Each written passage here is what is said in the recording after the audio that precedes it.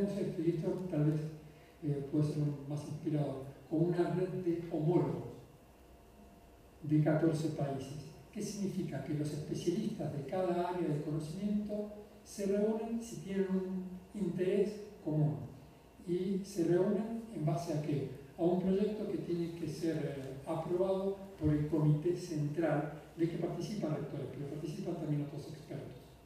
¿Sí? Entonces, esto ha llevado, es muy fácil recordar, hay poco más de 30 proyectos en la historia, y estos proyectos, más de uno tienen, y por eso el último punto, nosotros no entendemos esto como una red latinoamericana cerrada, sino que somos parte de un conjunto de 200 universidades con las que compartimos también intereses. Voy a poner dos proyectos de ejemplo para no abundar, y si quieren puedo preguntar. Uno es un proyecto de fortalecimiento de responsabilidad social universitaria compartido por las universidades. Cada universidad, según sus intereses, dice si adhiere acá. Este está entre los proyectos que tienen más adhesiones. Más de 20 universidades participan de este proyecto. ¿Y qué busca hacer este proyecto? Lograr que una universidad desarrolle mejor sus habilidades de responsabilidad social. Yo lo voy a explicar de un modo sencillo para esta hora de la tarde.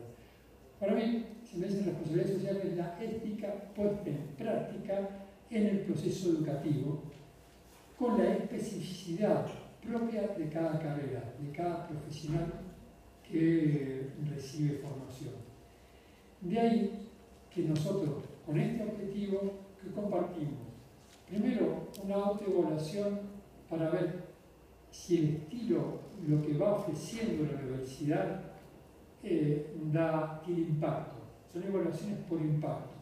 Por ejemplo, yo les cuento, la Universidad Católica de Córdoba, nosotros buscamos que tengan las carreras alrededor de 250 horas acreditadas de responsabilidad social. Y es que en su trayecto formativo, el médico, el odontólogo, el ingeniero, tiene que haber tenido un contacto con una zona de pobreza o de vulnerabilidad relacionado con su servicio profesional. Son horas de práctica, a veces son horas de práctica académica. Es lo más fácil de explicar. La hora del odontólogo. ¿Sí? Atiende a gente muy sencilla. Esa hora se le conoce como una. ¿Por qué? Porque tiene que tiene que atender a un paciente, además hay un proceso muy innovador, porque ahí tienen que atender según la problemática del paciente, inmiscuirse en buscar ayuda para solucionarlo y saber hasta dónde puede llegar él. Estamos hablando de alumnos. Bueno, un servicio sociohabitacional donde van a lugares con casas que tienen problemas habitacionales, tienen que hacer el diseño, tienen que hacer cómo es la intervención de albañiles, de lo que sea, y son directores de obra de eso. Y tienen que dar cuenta de si resolvieron bien el asunto. Vamos al próximo.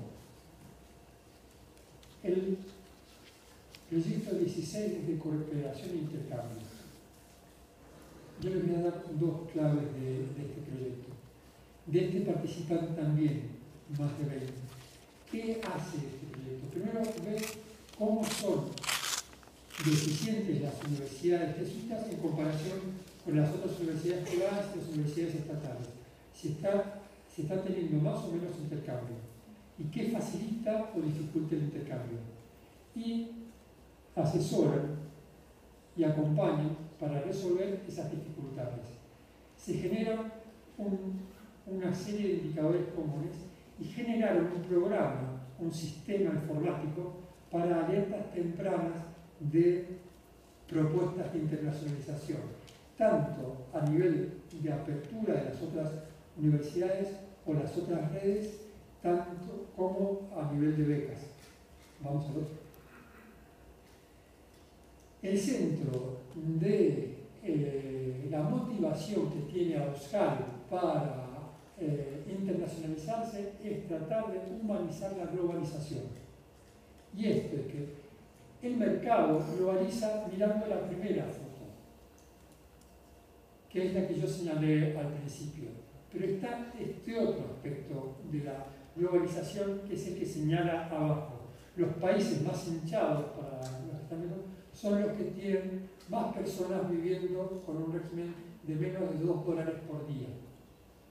Entonces, y fíjense que la demanda más grande de educación universitaria se da en aquel sector que tenía más concentración de riqueza, pero tiene más concentración, más crecimiento de riqueza, pero tiene más concentración de pobres. Vamos a la próxima. Motivaciones entonces para la internacionalización. Lo más ordinario, todos sabemos, el prestigio, los rankings, los alumnos, el lucro. Porque tenemos valores comunes, somos todos hebreos, no somos todos de tal partido político, somos todos muy parecidos. Eso podría ser valores comunes. Vamos a la próxima. Atender como si los católicos nos buscáramos siempre solo entre nosotros. No hay otros valores comunes a tener en cuenta. Yo digo sí, y esta mañana se tocó. El drama de las migraciones no toca solamente a Europa. Desgraciadamente dejo una imagen. Es decir, el año pasado, en 2015, se construyeron kilómetros de barreras entre países. Las TIC siguieron enseñando a que nos comunicamos más rápido y todo eso. Kilómetros. Quiero detenerme en el 2 y que me permitan tiempo. ¿Qué caso? Un tema que ya tenemos. El mundo es la escasez de trabajo debido a problemas sociales, dificultades para generar desarrollo. Y piensen en las guerras, no piensen solo en África, o en las tensiones sociales. ¿Por qué? Porque las tensiones sociales, donde hay, llaman en Ecuador una barriada, donde hay una población de gente poco pacífica, ahí deja de haber trabajo, porque los generadores de empleo se van de ahí. Entonces, nosotros, la ciudad del siglo XXI es excluyente no solo poniendo barreras, sino donde concentra la riqueza. Lo que pasa en el mundo de la tendencia a concentrar riqueza pasa dentro de las ciudades y los países en vías de desarrollo. Tenemos problemas sociales que no tienen que venir, ya están. Tenemos problemas sociales para el trabajo a quienes tienen capacidades en la sociedad.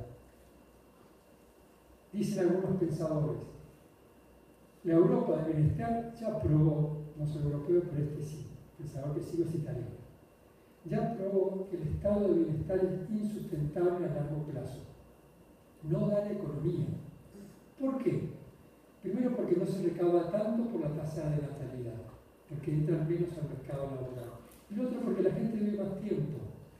Entonces necesitamos pensar la sociedad civil de otro modo.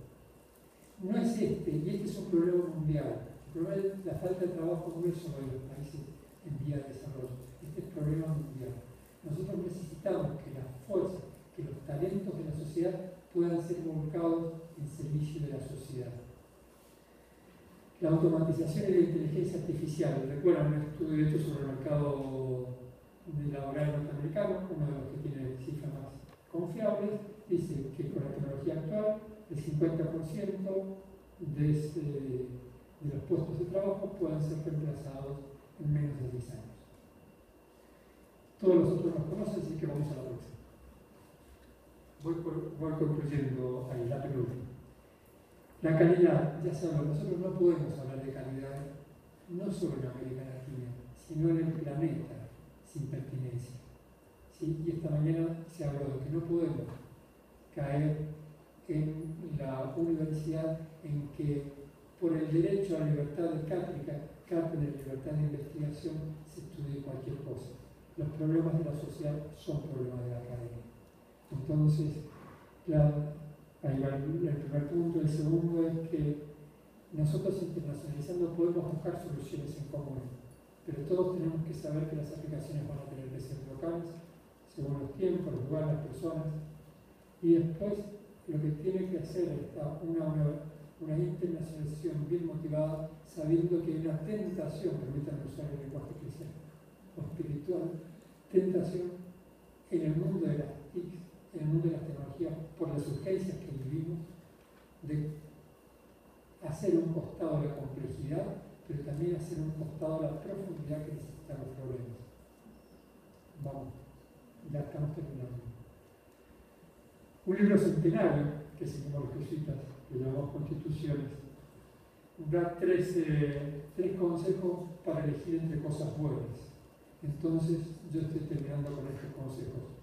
El primero, si tenemos que elegir cómo internacionalizar, que nos oriente el bien más universal, cómo hacer mejores líderes, cómo llegar a más personas como beneficiarios de la educación. Por eso es que los jesuitas estamos tan interesados en formar bien a los que deben manejar bien una profesión. Segundo, no siempre tenemos que buscar la parte más ardua en la internacionalización, sino que atendamos esto, donde están puertas abiertas. Un general de la Compañía de Jesús ya nos decía hace 20 años, y creo que tiene esto mucha actualidad, todavía en el intercambio entre las universidades, entre nosotros, no hemos aprovechado todas las oportunidades. Donde hay más deuda, este criterio yo creo que tiene que ser muy tenido en cuenta. Esta mañana se dijo, parte de los criterios que conducen a problemas sociales en los países o a crisis económicas se enseñaron en las universidades. Entonces tenemos más deudas. Ahí lo otro puede ser una crisis humanitaria. Y muchas gracias por atender a este rápido recorrido.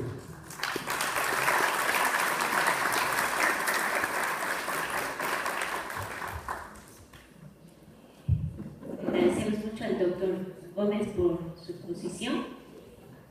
A continuación tenemos al doctor René Padilla. Él es profesor de Ciencias de Rehabilitación y director ejecutivo de Compromiso Global en Creighton University, una universidad jesuita en Omaha, Nebraska, Estados Unidos.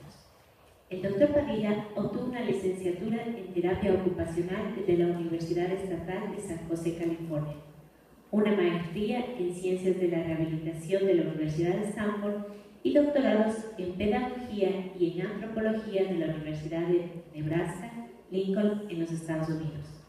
El doctor Padilla tiene más de 30 años de experiencia clínica, administrativa y educativa en diversas partes del mundo. Él es un consultor de la Agencia para el Desarrollo Internacional USAID, el Alto Comisionado para los Refugiados, Oficina de las Américas de las Naciones Unidas, y un evaluador de la propuesta de la Organización Mundial de la Salud. Tiene cargos docentes en la Universidad de Auckland, Nueva Zelanda, Trinity College, Irlanda y la Universidad de Kent, Inglaterra. El doctor Padilla se ha desempeñado como presidente de la Comisión de Educación de la Asociación Americana de Terapia Ocupacional y como miembro del Comité Ejecutivo de Investigación de la Federación Mundial de Terapeutas Ocupacionales. Su trabajo clínico y de investigación científica se centra en la experiencia de aislamiento y marginación asociada con la discapacidad, el trauma de migración y las disparidades de salud. Bienvenido, doctor Padilla. Un aplauso de bienvenida. Gracias. Primero, quiero agradecer por la invitación y quiero decirles que yo nací en Quito, pero no estoy acostumbrado a hablar en español, así que está poco oxidado el cerebro, si me van a perdonar. Y si me olvido una palabra, me gritan algunas opciones y vamos, ¿no? Lo que les guste mejor. Como decía, quiero compartir un poco, hemos oído todo este día algunos temas que parecen consistentes, ¿no? Y entonces no quiero repetirlos, quiero tal vez hablar un poco de una dimensión que hemos tocado únicamente brevemente. Y ese es nuestra área de trabajo, compromiso global. Hemos hecho un cambio en nuestra universidad que creemos refleja una maduración como universidad en el área de programas internacionales. Es una extensión de nuestro compromiso social como una universidad. Queremos dejar atrás lo que puede parecer una posición cínica, en la que las relaciones internacionales sirven únicamente para realzar nuestro perfil como una institución o como individuos que somos profesores o simplemente para cumplir nuestros compromisos de presupuestos. Que hay una dimensión mayor que esa. Más bien buscamos responder a una pregunta que es muy central para la misión de la educación superior y especialmente para la educación ignaciana. Y esa pregunta va así: ¿cómo podrán nuestros estudiantes egresados, o cómo podrán nuestros estudiantes egresar o surgir de nuestras universidades mejor equipados para morar en este mundo de una manera más efectiva, más ética y con mayor comodidad en medio de la turbulencia de un mundo globalizado? Se atribuye a Aristóteles el dicho que dice: allí donde sus talentos se cruzan con las necesidades del mundo, se encuentra su vocación. Y es verdad, entonces yo pienso que nuestro trabajo principal es ayudar a nuestros estudiantes a encontrar esa vocación. Así que la respuesta a esa pregunta debe tener sus raíces en un diálogo continuo a todos los niveles de la universidad, porque requiere que comprendamos dimensiones claves del contexto global, es decir, de las necesidades del mundo, al mismo tiempo de perspectivas psicológicas, espirituales y sociológicas de nuestros estudiantes, es decir, de sus talentos, sus pasiones, su vida espiritual, y de conocer cómo es que llegan a nuestras aulas, quiénes son estas personas que vienen a que nosotros los eduquemos, y también quién se convierte después de pasar por nuestras aulas. Nuestros estudiantes deben tener una idea de cómo están ubicados en el mundo. Y esta idea debe estar basada en la voluntad, la confianza y la capacidad de buscar las perspectivas de los demás. Al mismo tiempo de poder adoptar posiciones críticas hacia sus propios pensamientos y comportamientos previamente establecidos. Eso requiere una interpretación holística del aprendizaje, de la agencia individual y por lo tanto del proceso educativo. Los procesos que colectivamente denominamos globalización han dado lugar a un mundo en que los contactos entre personas, entre sus valores, ideas, formas de vida están creciendo y están profundizándose de una manera sin precedentes. Eso también requiere que nosotros en las universidades estemos constantemente pensando en el tipo de conocimiento y en el tipo de estudiantes egresados que el mundo necesita, que el mundo del futuro necesita.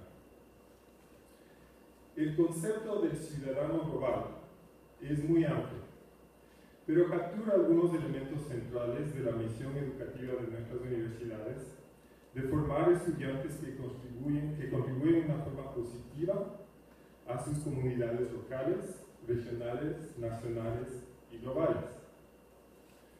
El término ciudadano global es una forma de taquigrafía que alude a los hábitos mentales y del aprendizaje complejo de la educación internacional, en que se puede hacer visible o en que se puede trazar el impacto de lo que pasa allá lejos en el mundo, en nuestro mundo cotidiano, y del impacto que nuestro mundo cotidiano tiene en ese mundo allá lejano. No tenemos tiempo hoy para detallar estos impactos, pero podemos mencionar brevemente, por ejemplo, las necesidades del mundo que ya se han mencionado. Si se imaginan, hacen un Google Search, ¿no?, el mapa del mundo, pueden buscar, por ejemplo, la distribución de pobreza en el mundo. Ya vimos aquí en el mapa anterior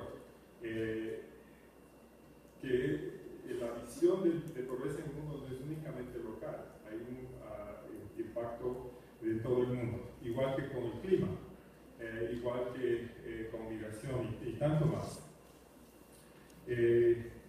La escasez de alimento, agua, el consumo desproporcionado de energía en los países desarrollados y mucho más. Y hay tantas necesidades.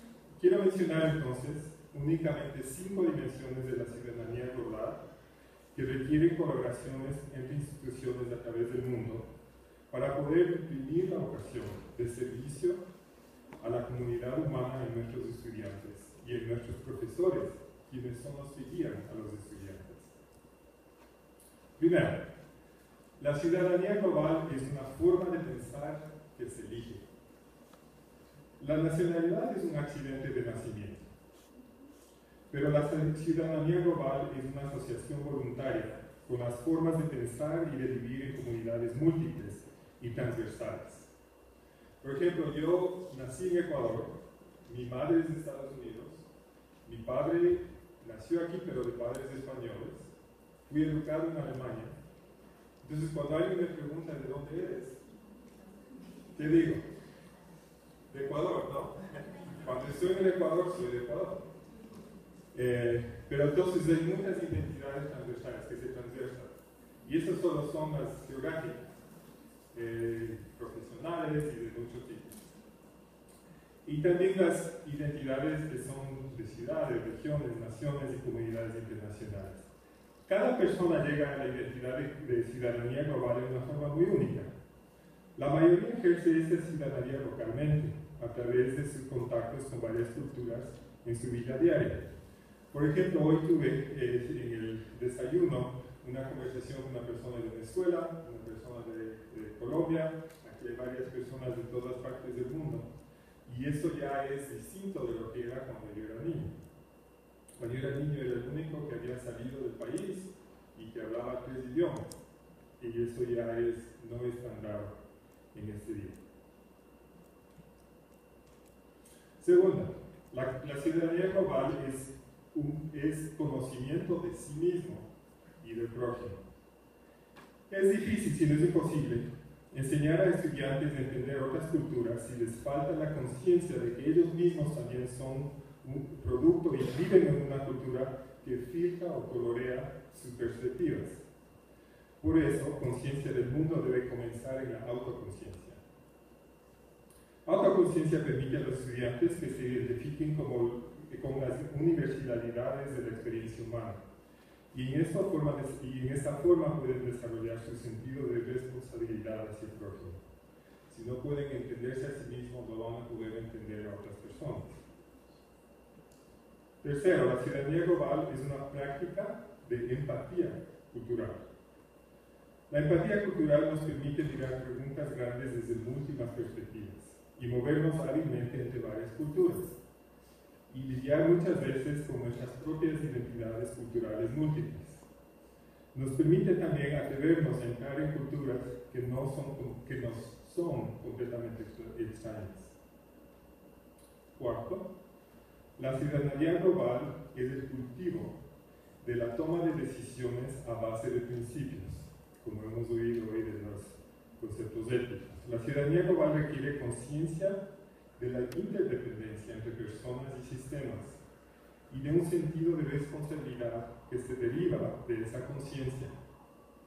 Navegar en las aguas de nuestra interdependencia ética requiere de un guía para formar respuestas éticas y justas. El objetivo de la educación superior no puede ser la imposición de la manera correcta de pensar, pero el pensamiento crítico, la empatía cultural y los sistemas éticos sí son fundamentales.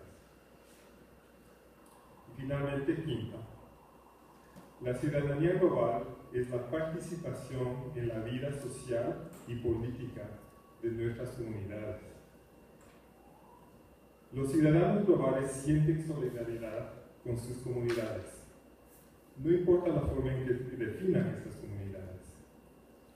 Esa solidaridad se traduce en compromiso y participación, ya sea en actos individuales, como por ejemplo limitar el uso de gasolina o de los combustibles fósiles, y colectivos, como sería votar en elecciones, participar en manifestaciones, etc.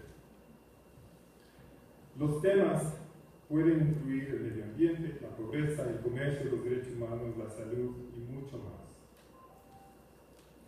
Ese es pues entonces el marco en el cual nosotros entendemos la internacionalización de la educación superior. Es dar respeto a las comunidades y a las personas en esas comunidades y aprender a resolver los problemas que ya existen y que necesitan, que piden una solución.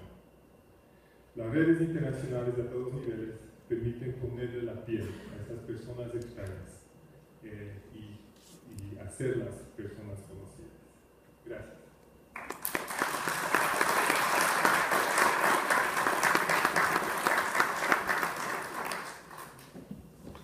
Gracias al doctor Padilla y a continuación tenemos al doctor Olivier Tangles, quien es director de investigación en el Instituto Francés de Investigación para el Desarrollo. En la actualidad es el representante de esta institución para Ecuador, Colombia y Venezuela y profesor invitado en la PUSE. Tiene un PhD en Ecología y durante los 10 últimos años ha desarrollado estudios sobre el efecto de los cambios globales en la biodiversidad y los sistemas agrarios de los Andes tropicales, principalmente en Ecuador y Bolivia. Es autor de más de 100 artículos en revistas científicas y 3 libros. Recientemente ha sido involucrado en un proyecto de la Comunidad Europea analizando las redes de cooperación científica entre Europa y Sudamérica. Bienvenido, doctor.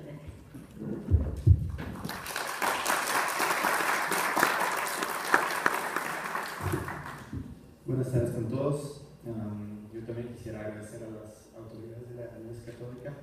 Yo llegué aquí en el país en 2006 y me acogió a la universidad como profesor visitante, y ahora es un rato de estar aquí con ustedes para hablar de un tema muy importante. Como dijo la señora, yo soy ecólogo, yo soy investigador. No tengo mucha experiencia sobre el tema, pero lo que quisiera hacer es un poco presentarle, después de las muy buenas presentaciones que tuvimos esta mañana y también esta tarde, sobre un poco el marco teórico, filosófico, conceptual de todo este tema sobre la cooperación internacional, sobre las redes académicas, la educación superior. Y lo que les quería presentar es algo muy práctico, muy en el suelo, aterrizado, entre comillas, como se dice aquí, sobre una experiencia que tiene mi institución, que es el Instituto para Investigación y Desarrollo, el IRD, de Francia. Aquí en el país está presente desde hace 40 años, y yo quisiera enseñarles un poco cómo nosotros vivimos este asunto de la internacionalización de la creación de redes como parte realmente de la identidad del instituto. Lo que les quería mencionar antes que todo, hoy tuvimos la oportunidad de oír a personas de Sudamérica, de Estados Unidos y de España. La organización de la educación superior en Francia es un poco diferente. Si más bien yo participo en un instituto de investigación, el instituto es parte de muchas universidades. En Francia tiene lo que llamamos unidad mixtas de investigación, son centros. Entonces hay una unidad sobre SIDA, por ejemplo, o teología, y dentro de ese centro participan varias universidades y varios centros de investigación. Mi centro es uno de ellos. Hay otros sobre agronomía, otros sobre salud, etc. Entonces, yo podría decir que mi centro, el Instituto de Investigación, pertenece tal vez a 50 universidades diferentes en Francia.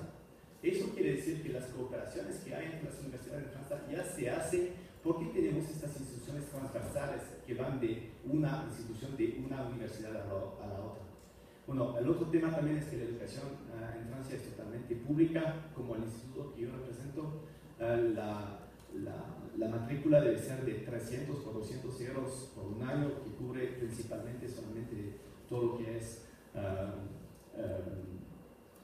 seguro de vida, cosas así. Entonces, la película es un poco diferente de lo que hablamos esta mañana. Hablamos, por ejemplo, de lucro, de ranking, de alzar el perfil cuando hacemos cooperación. Claro que existe también en Francia. Nosotros estamos muy interesados en estar en los mejores de Shanghái y todo, y tiene un impacto sobre la organización universitaria en Francia, pero vamos a decir que no es los principales motivaciones que tenemos en hacer redes y en hacer investigación a nivel internacional.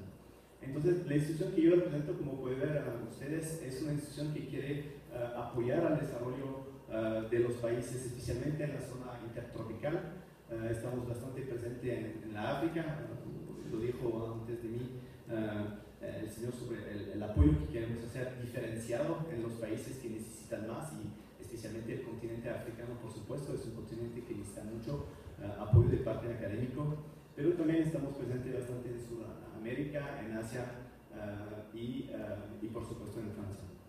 Entonces, a partir de esta presentación de la institución, yo quisiera hablar sobre 5 componentes que para mí son importantes para un poco entender este reto de la internacionalización y la creación de redes. El primero es el componente científico, lo voy a desarrollar justo después, que para mí es el criterio principal. El segundo es el componente cultural y político. El tercero es el componente de la disciplinaridad científica. El cuarto, el componente de la educación. Y el quinto, el componente humano, que tal vez es el más importante, porque detrás de estas redes y detrás de esta internacionalización hay hombres, hay mujeres, y son ellos que hacen eso. Siguiente. Entonces, justo antes de iniciar lo de un reto importante que es el cambio global, yo voy a tomar este tema porque yo soy un científico que trabaja bastante en este tema, y realmente para el IRD y sus socios universitarios en varios países del mundo, la principal motivación en hacer redes internacionales es realmente poder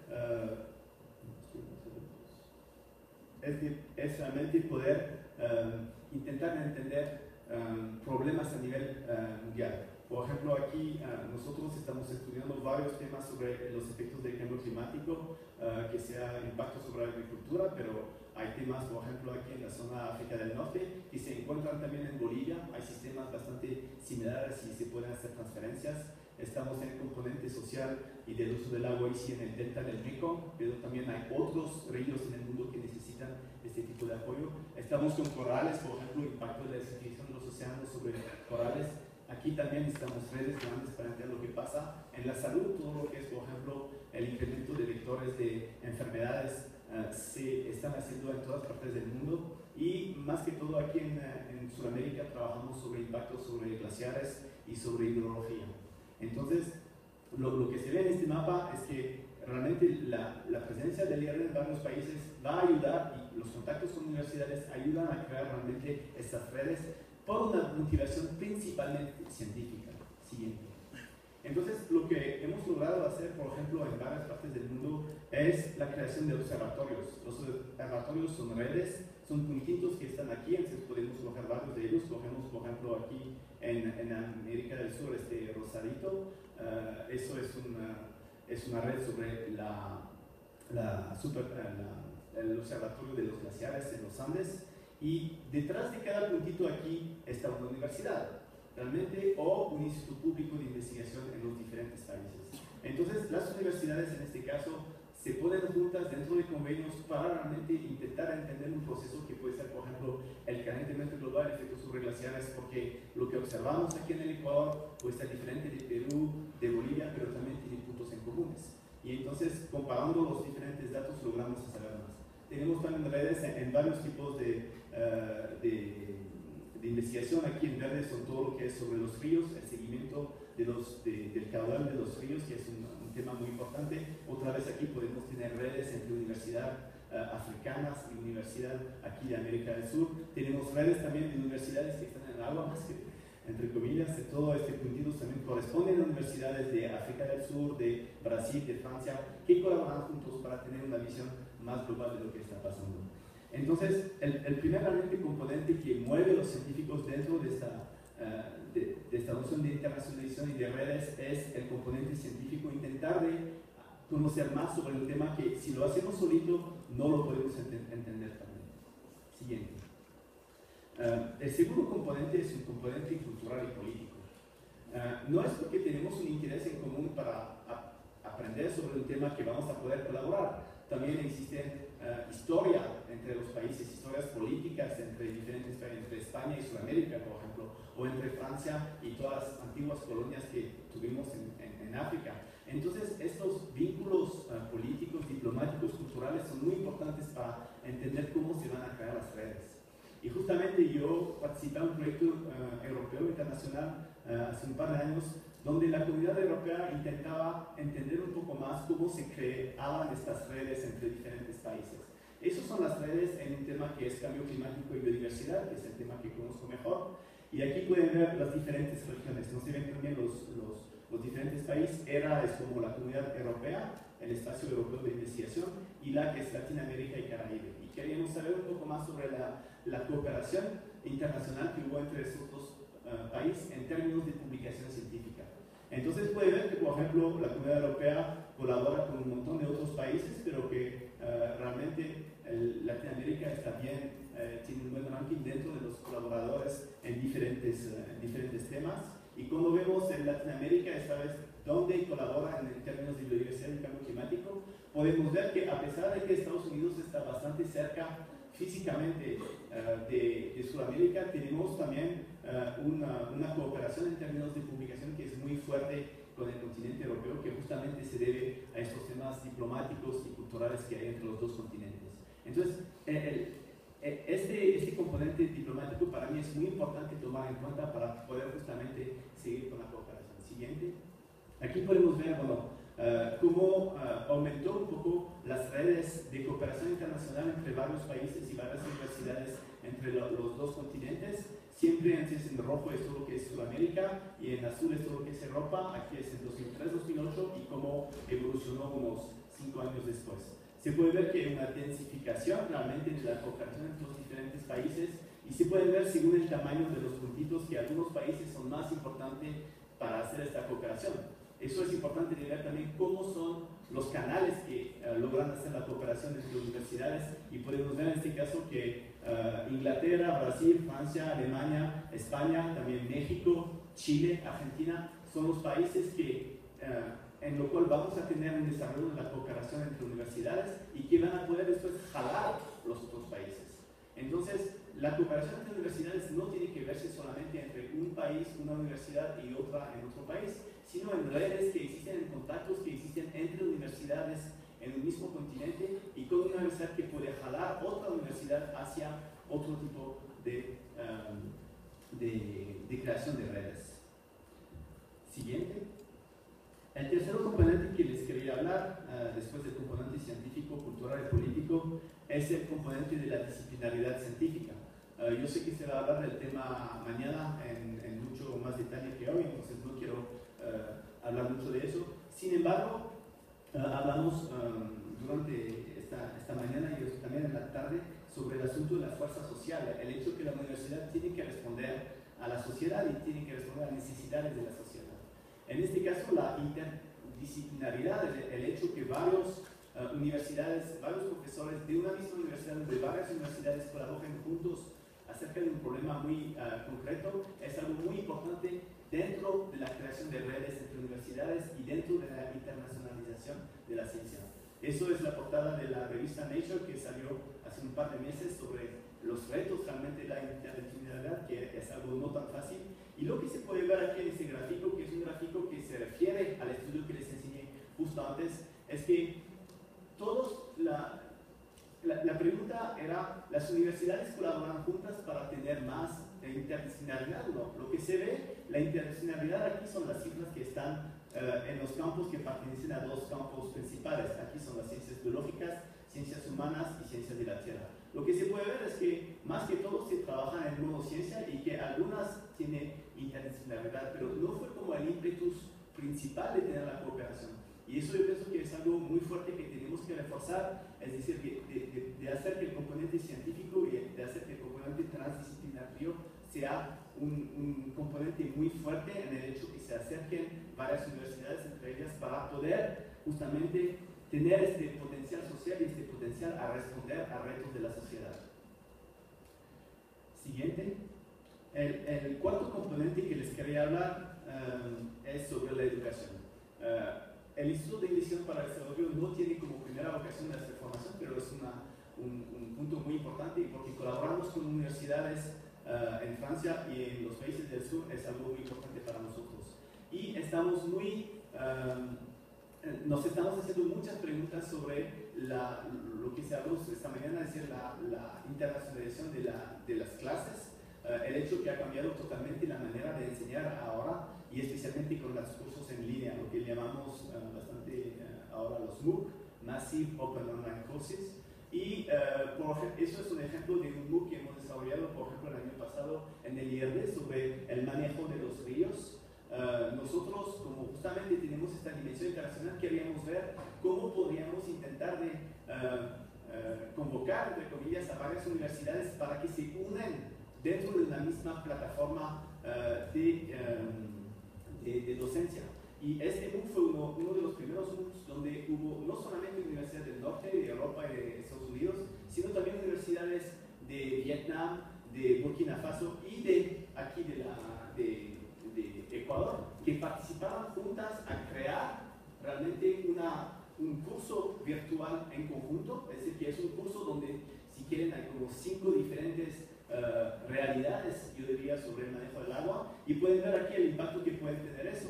Nosotros podemos seguir en internet directamente de dónde vienen los estudiantes, y tuvimos más de 7.000 estudiantes en todo el mundo. Entonces vemos cómo realmente estos tipos de nuevas herramientas pueden multiplicar el impacto que podemos tener y la oferta que podemos tener para otros países del mundo, y teniendo también profesores de varios países que crean en conjunto el contenido de una clase. Eso es muy importante, pienso que es muy novedoso de poder tener culturas diferentes que crean una misma clase, y estoy seguro que va a ser un reto muy importante para las universidades en el futuro para hacer esta internacionalización.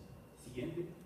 Y para finalizar mi presentación, lo que les quería presentar un poco de la experiencia que tuve personalmente aquí en el Ecuador, intentando de fomentar estas redes, y lo mismo aquí en el Ecuador y con otros países, es un poco la receta que se necesita para hacer eso y el componente humano que necesitamos. Una de las primeras experiencias en cooperación internacional que tuvo el país aquí en el Ecuador fue con la CONAMIN, que era un francés como yo, donde tuvimos justamente relaciones entre algunos, por ejemplo, McDonald's, algunos investigadores del país y también investigadores de Francia. Y podemos ver cómo se hicieron las cosas. Primero se quedaron durante 10 años, se enamoraron, se mataron, se gritaron. Bueno, la cooperación internacional también es la parte humana que es muy importante, y entonces es un asunto que debemos tener en cuenta también en nuestra reflexión, aunque tal vez no es muy fácil de hacer teorías sobre eso. Es algo que en la práctica es muy importante para saber si va a funcionar o no la internacionalización y la creación de redes.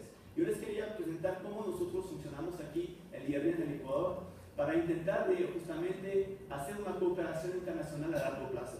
La herramienta óptima que queremos crear es lo que llamamos laboratorios mixtos internacionales, es decir, tener un laboratorio donde hay a la misma vez ecuatorianos y franceses que trabajan en el mismo tema. Aquí les voy a presentar lo que nosotros hicimos. Es un proceso que se demora 20 años y lo logramos hacer para 2 temáticas aquí en el país nomás, uno sobre seísmos y volcanes y el otro sobre todo lo que es glaciares y uso del agua. Por ejemplo, en estos 2 contactos, a inicios de los años 90 se hicieron el primer contacto, se hicieron la definición de los objetivos, se juntaron los intereses comunes entre las diferentes universidades de Francia y del Ecuador. Después de eso se desarrolló el proyecto de investigación en común. Eso es muy importante, que desde el inicio tengamos un acercamiento común de un problema. Luego se empezó a capacitar estudiantes de pregrado y luego de posgrado. Aquí hablamos más o menos de un tema de 5 o 6 años de demora antes de poder lograr atender a estudiantes de posgrado. Luego nosotros empujamos el hecho que los posgrados, los PhD que llegan en su país, están ya afiliados con universidades. Por ejemplo, en la Católica, Rommel mismo es un docente que fue capacitado en Francia, que regresó aquí en la Católica y que ahora tiene una importancia muy remarcable en la universidad, pero tenemos otros casos. Y una vez que regresan, nosotros apoyamos a estos jóvenes a través de financiamientos de lo que le llamamos joven equipo asociado. Lo que queremos es que no se queden solamente una persona. Nosotros en Francia no creemos mucho en personas individuales, pero más en equipos. No digo que es forzado y que todo está bien, hay personalidades también en Francia, pero yo digo que intentamos tener más equipos, no el lab de tal persona, sino que realmente un lab más grande. Y entonces creamos estos jóvenes equipos donde intentamos que haya más gente que se conglomere dentro de un laboratorio grande con varios investigadores. Luego les dejamos madurar un poco, hay que tener un reconocimiento internacional, hay que publicar, etc. Entonces este joven equipo empieza a crecer. Fortalecimiento, todo eso a través de proyectos internacionales, hacemos conexiones, se quedan conectados con varias universidades en Francia, y luego hacemos la capacitación de una segunda ola, entre comillas, de estudiantes en codirección. Eso quiere decir que los posgrados aquí, los PhD, colaboran a hacer en cotutela un una capacitación de un PhD que sea ecuatoriano o francés. Entonces vemos como poco a poco se vuelve una cooperación de par entre el socio en el sur y el socio francés. Y el punto número 10 es la creación de este laboratorio para que a la final tengamos solamente 2 equipos de par que trabajan sobre un mismo tema. Otra vez, eso se demora 20 años. Yo hablé bastante con el gobierno aquí en el país para intentar apoyar eso, y yo les decía siempre, cuidado, necesita tiempo. Todo lo que estamos hablando de internacionalización, de creación de redes, no es algo que se hace del día a la mañana. No es solamente pasar un convenio con una institución y ponerlo aquí en el currículo de la universidad para atraer. Yo tengo un montón de pedidos de diferentes universidades que me dicen, mañana podemos colaborar. Bueno, podemos firmar un convenio si quieren, pero eso no es internacionalización y creación de redes. Yo les digo siempre, empezamos con un proyecto de investigación, empezamos a vernos cómo podemos colaborar, por qué queremos colaborar juntos, y luego vemos a dónde vamos. Entonces, eso es un poco el tema que les quería presentar, una cosa muy aplicada de lo que hemos venido haciendo durante estos 40 últimos años aquí en el Ecuador. Y otra vez, muchas gracias por darme la oportunidad de presentar este punto de vista.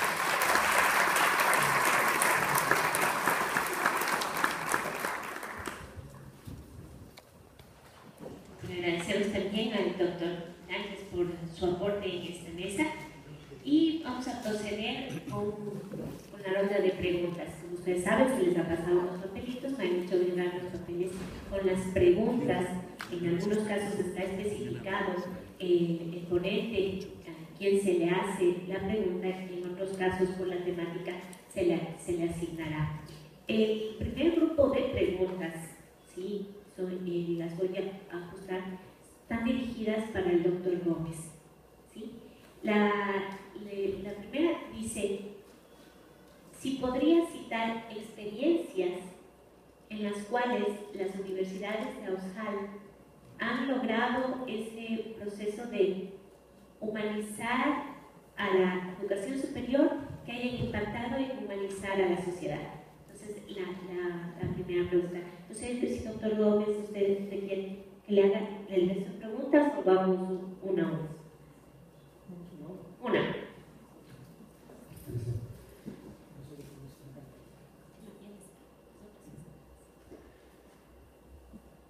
Procesos que hayan mostrado la humanización de la formación superior.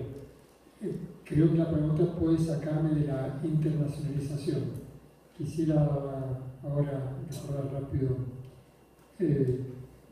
tal vez un par de hechos, y uno ponerlo en clave de internacionalización.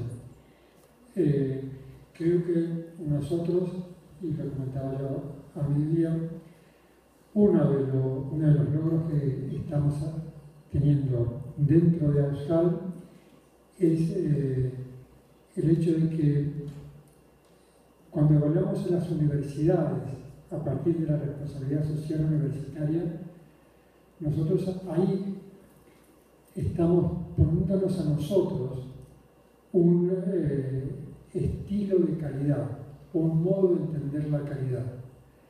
Y por ejemplo, le preguntamos a la universidad ahí, y lo hacemos en toda América Latina. Entonces, ¿qué indicadores va a tener? Sus profesionales van a tener contacto con situaciones de pobreza extrema. En lo que voy a completar lo que empecé a decir allí, tal vez a esta persona le interesa. ¿Cómo hacen? ¿Qué pasó con esto? Más de uno preguntó cómo hace otra universidad para mejorar su servicio social. Y entonces, dentro del currículum académico. Y la verdad que una de las personas que respondió mejor fue la arquitecta que está a cargo de la coordinación del proyecto 8. Se llama Gargantini de apellido. Esta arquitecta lo que hace es llevar adelante el programa que yo acabo de señalar. Y eso yo sé que ha servido de experiencia. Por ejemplo, me contaban en una universidad muy grande llamada Vecinos, cerca de Porto Alegre, Brasil, que ellos han tomado este programa que ya tiene más de 10 años, que es una cátedra que tiene unas prácticas, ellos extendieron eso. Para mí, eso es una experiencia exitosa que ayudó a globalizar la humanización de la enseñanza de arquitectura. Entonces, al menos en nuestra facultad, los arquitectos suelen proceder de clase de familia media alta. Entonces, ellos tocan una frontera cuando tocan esa experiencia, ¿sí? Por poner un caso. Otro caso sería nosotros, desde AUSCAL, ayudando a la realización de otros programas. Y hay un proyecto que tienen las universidades jesuitas de América del Norte llamado CASA. Tienen una casa en Centroamérica, otro en Filipinas y otro en Córdoba, Argentina. Nosotros, como Universidad de AUSCAL, relacionado con la otra red, favorecemos una estadía de 3 meses de estudiantes de universidades de Estados Unidos, donde tienen algo de enseñanza de lo que se hace en el lugar, pero tienen trabajos de servicio social en el lugar. Y tienen una experiencia del mundo que difícilmente tendrían en su país, por decirlo.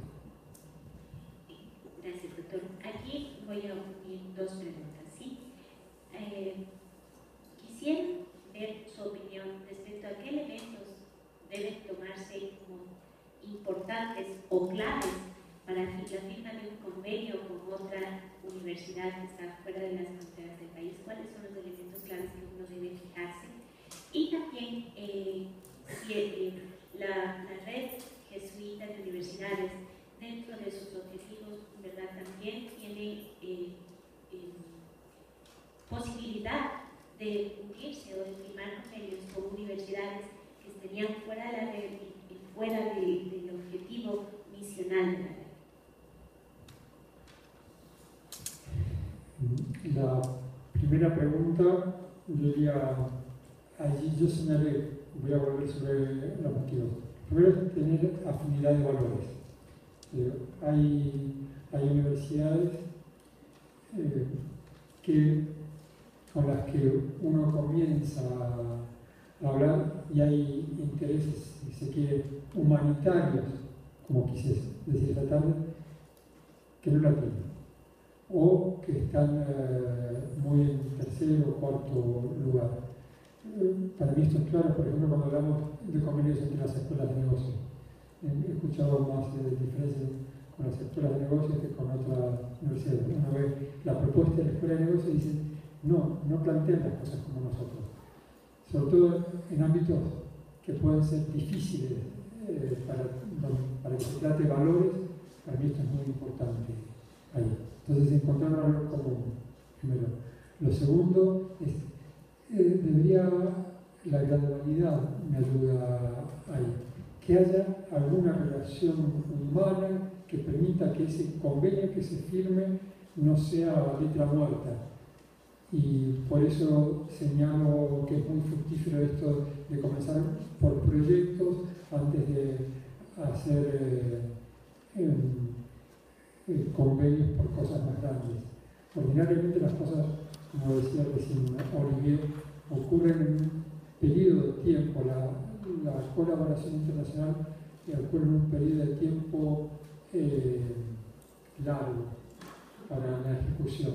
Pero ustedes saben que las cosas valiosas necesitan raíces, necesitan tiempo de modulación. Así que el tercer criterio que yo pondría ahí, tener paciencia y acercar personas. ¿No? Gracias, doctor Gómez. Aquí en una pregunta que no tenía para quién era específicamente, pero creo que debido a la exposición también el doctor Padilla nos podría dar luces al respecto. Dice, si los problemas de la sociedad son problemas de la academia, ¿cómo garantizar al futuro profesional su estabilidad laboral? ¿Cómo enlazar el futuro profesional con el futuro de la sociedad? Sería bueno tener una respuesta sencilla de eso, ¿no? Podríamos pasar 10 días más hablando de eso. Pienso que es por eso que necesitamos tener conversaciones de todos niveles, ¿no? Para poder estar seguros de lo que un grupo nombra un problema social, es en verdad lo que las personas que lo experiencian llaman su problema. Entonces pienso que el primer objetivo no es garantizar que el egresado tenga empleo. El primer objetivo es garantizar que el problema se esté resolviendo y de esa forma se alinean las cosas de una sociedad para que haya empleo en las necesidades que se están resolviendo. Entonces, en una forma muy superficial, pienso que para que haya la relevancia de lo que estamos enseñando, siempre tienen que estar participando las personas que experiencian esa necesidad social. Entonces, no es solo que estamos en la universidad y que tenemos las paredes y estamos hablando entre nosotros, sino que las personas que tienen esa necesidad también están participando. Muchas gracias. Y una pregunta para el doctor Dantes, y es sobre un tema que también fue tocado por el doctor Padilla cuando habló de la cultura, el choque de culturas o el encuentro de culturas, ¿verdad? Y el doctor Padilla mencionó la necesidad de una empatía cultural, ¿sí? En la experiencia expuesta, ¿cuáles fueron aquellos elementos de las culturas institucionales que se adaptaron de mejor manera al proceso de internacionalización? Bueno, sí pienso que el tema de la cultura da a varios niveles, ¿no? El nivel, digamos, de, por ejemplo, el estudiante que va desde universidad aquí ecuatoriana a Francia. Yo me acuerdo muy bien que en la lista, por ejemplo, que hay las listas oficiales, por supuesto Harvard y todas esas universidades están muy altas, pero lo que siempre decía es que es mejor llegar aquí a una universidad pequeña, muy buena en lo que hace, y donde tienes dos o tres personas que hablan español, que te van a acoger, que conocen tu país, y todo lo que es este aspecto humano es muy importante al final para lograr una cooperación. Y puede ser que voy a la mejor universidad del mundo, pero que no empata realmente mis esperanzas o mi entendimiento también de cómo funciona la universidad o un laboratorio, y que funcione mejor en una universidad tal vez no tan prestigiosa, pero muy buena, de muy buena calidad, y donde puede tener este entendimiento cultural. Entonces, eso es a nivel de estudiantes. Y también después yo pienso que la apertura, hablabas tú de varias culturas. Yo también nací en Francia, vivo aquí, estoy casado con ecuatoriano, tengo un niño americano. Estamos en este mundo ahora de interculturalidad, y yo pienso que siempre ha funcionado muy bien cuando hay personas justamente abiertas y que han salido, que han visto países. Yo sé que, por ejemplo, en Australia, como es un continente bastante cerrado, para no solamente hablar de países tropicales, pide a la gente de salir por lo menos un año a través del mundo para que sepan lo que hay en otro lugar. Entonces yo pienso que esta apertura cultural es algo muy importante, y cuando la encontramos, como la encontré yo, por ejemplo, aquí en la Católica o en otras universidades, eso es realmente algo que nos va a permitir poder avanzar, porque nos entendemos mejor y sabemos qué pasa en otros países. Entonces yo pienso que es algo muy importante.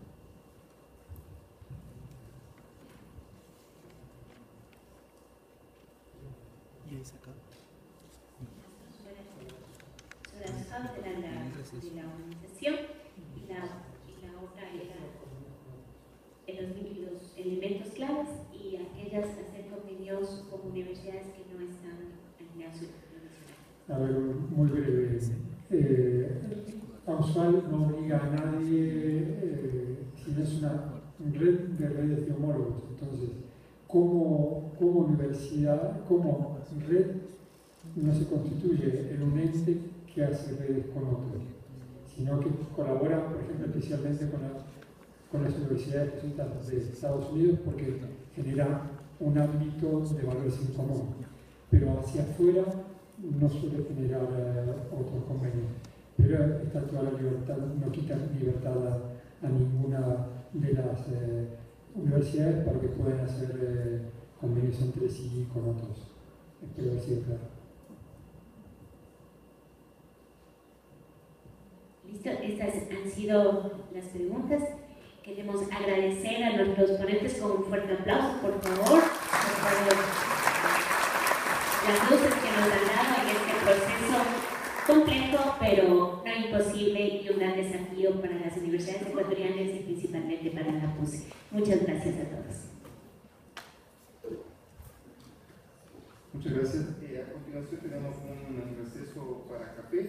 y a las 4 de la tarde tenemos la siguiente mesa, que es con representantes de la Cámara de Industrias, Producción de Pichincha y con la Subsecretaria General de Ciencia, Tecnología e Innovación del CNECID para tratar el tema del desarrollo de la cooperación entre la universidad y el sector productivo.